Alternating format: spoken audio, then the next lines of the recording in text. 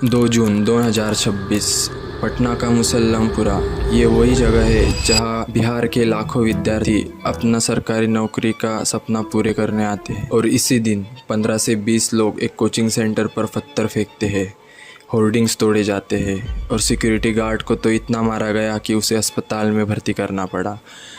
और फिर अंधेरे में गोली चलने की आवाज़ आती है। हमला खान सर के कोचिंग सेंटर पर हुआ, लेकिन उसके कुछ ही दिन बाद attempt to murder, arms act जैसे सीरियस चार्जेस खुद खान सर पर ही लगाए गए। मतलब जिस पर हमला हुआ उसी पर इतने सीरियस चार्जेस। हमले के बाद 9-10 दिनों में जो कुछ भी हुआ शायद उसे सुनकर आप शॉक हो जाओगे। 5 जून को खान सर पर केस फाइल किया जाता है। उसके थोड़े दिन बाद बिहार फायर सर्विसेज का ऑडिट किया जाता है। उसमें अनगिनत कमियां गिनाई जाती है और 1 हफ्ते का वक्त दिया जाता है। और फिर बारी आती है मीडिया की। कल तक जो खान सर फेमस थे, चर्चित थे, वही आज उनके लिए फैजल खान बन चुके थे। फैजल खान कहा गया कि खान सर फरार है। SIT खान सर को पकड़ने के लिए छापे मार रही है। खान सर को गिरफ्तार करने के लिए SIT की टीम पटना और उसके आसपास के जिलों में दबिश दे रही है, लेकिन खान सर का कुछ अता पता नहीं। कुछ लोगों ने तो खान सर को माफिया कह दिया और कुछ लोगों का तो ये कहना था कि खान सर ने उनकी ज़मीन हड़प कर उनका कोचिंग सेंटर खड़ा किया है।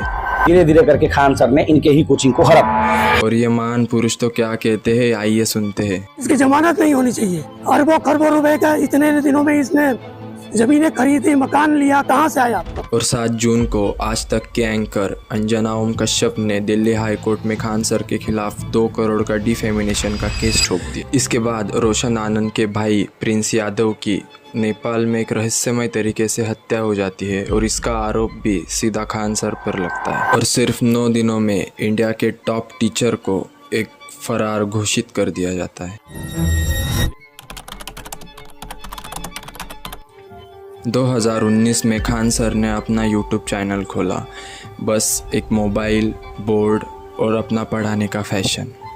इसके साथ उनके धीरे धीरे सब्सक्राइबर्स बढ़ते गए और आज उनके करीब 2.5 करोड़ से ज़्यादा सब्सक्राइबर है। और इन सबसे बढ़कर जहां बाकी के कोचिंग सेंटर्स लाखों रुपए लेते हैं पढ़ाने के लिए, वही खान सर गरीब बच्चों को पढ़ाने के लिए ना के बराबर फीस लेते हैं। और यही नहीं, हाल ही में उन्होंने अपना एक अस्पताल भी खोला है पटना में, जहां पर 7 रुपये में ब्लड टेस्ट और 25 रुपये में ECG करा के मिलता है। जब खान सर ये सब कर रहे थे तब बड़े बड़े न्यूज़ चैनल उन्हें बुलाकर उनके इंटरव्यू ले रहे थे। Making a deep impact on India's youth.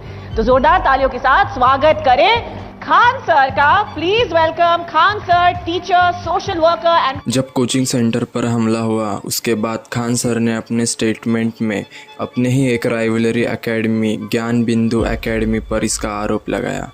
इसके बाद ज्ञान बिंदु एकेडमी के डायरेक्टर रोशन आनंद सर को अरेस्ट किया गया। रोशन आनंद ने अपनी स्टेटमेंट में ये कहा कि बिहार पुलिस में अच्छी परफॉर्मेंस होने की वजह से खान सर उन्हें फंसाने की कोशिश कर रहे हैं और उनके एकेडमी को बदनाम कर रहे हैं। पुलिस ने अपनी स्टेटमेंट में कहा कि उन्हें फायरिंग का कोई सबूत नहीं मिला, लेकिन 3 जून को ये वीडियो सामने आता है जिसमें खान सर के 2 सिक्योरिटी गार्ड हवा में फायरिंग करते हुए नजर आते हैं।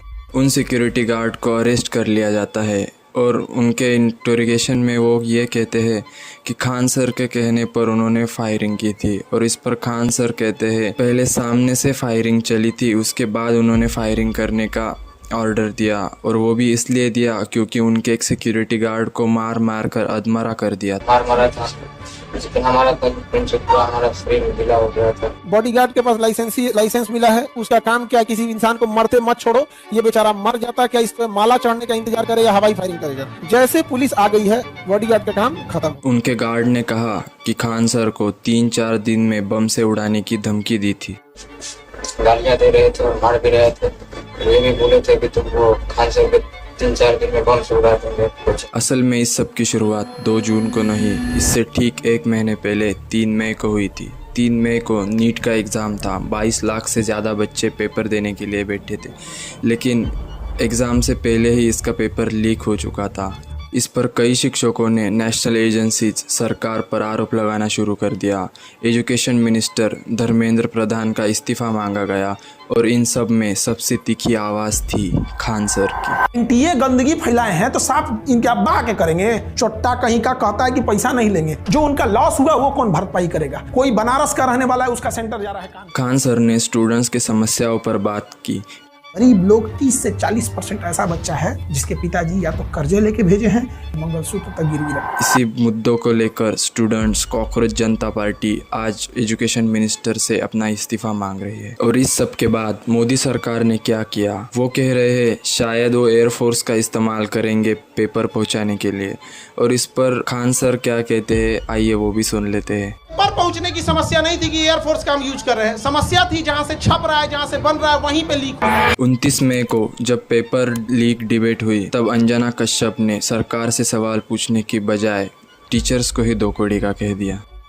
ये भी आजकल हो गए हैं स्टार टीचर्स, यूट्यूब वाले स्टार टीचर्स, जिनको कुछ जानना ना कौड़ी, खाली व्यूज बटोरते हैं। जिम्मेदारी थी ये पूछने की कि पेपर लीक क्यों हो रहे हैं। शिक्षक बिरादरी से इस नफरत का स्रोत क्या है? दो कौड़ी के असल में मीडिया वाले हैं जो चंद पैसों के लिए सही को सही और गलत को गलत नहीं बताते। आओ अब पूरी कहानी को समझते हैं। 29 मई को खान सर ने एक एंकर को दलाल कहा। 2 जून को खान सर के एकेडमी पर हमला होता है। 5 जून को खान सर को मीडिया भला बुरा कहती है। 7 जून को अंजना कश्यप 2 करोड़ का डिफेमिनेशन केस ठोक देती है। किस लिए? सच्चाई बोलने के लिए। कैसे कैसे लोग रहते हैं यार यहाँ पर। चलो तुमको पागल कुत्ते का गाड़ी उठा के ले जाएगा, बता रहे हैं हम। असल मुद्दा दोस्तों कभी राइवलरी एकेडमी का था ही नहीं। अगर आप लोगों ने ये वीडियो यहाँ तक देख लिया है तो शायद अब तक तो आप लोग समझ चुके होंगे। क्या इस देश में सच्चाई के लिए लड़ना गुनाह है? नहीं। लेकिन सरकार के खिलाफ लड़ना गुनाह है या सरकार के खिलाफ बोलना गुनाह है। इससे कोई फ़र्क नहीं पड़ता कि आपने कितने अच्छे काम किए हैं या आप कितने अच्छे काम करने वाले हो। मेरा एक सवाल है, क्या आज़ाद देश सच में आज़ाद है?